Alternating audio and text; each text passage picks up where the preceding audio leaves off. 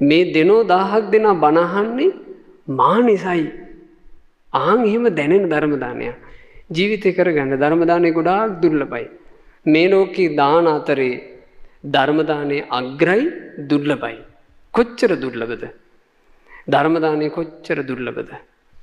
ඒ ගැන මෙහෙම කිව්වේ කි. ධර්ම දානය කල්ප 100කට දුර්ලභයි.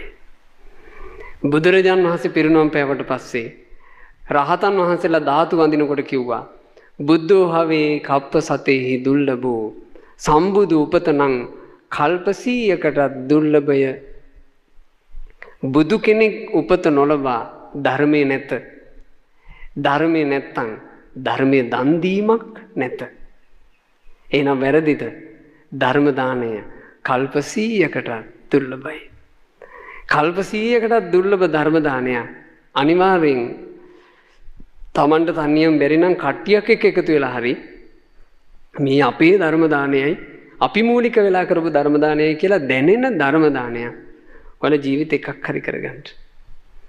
ඒති ඔය මං කිව්වේ දානය ගැන. දානයත් එක්ක ජීවිතේ ඉස්සරහට යන්න අරින්න. ඒ කියන්නේ මං කියන්නේ මෙහෙම. අපි දන් දීදී නාකි වෙමු.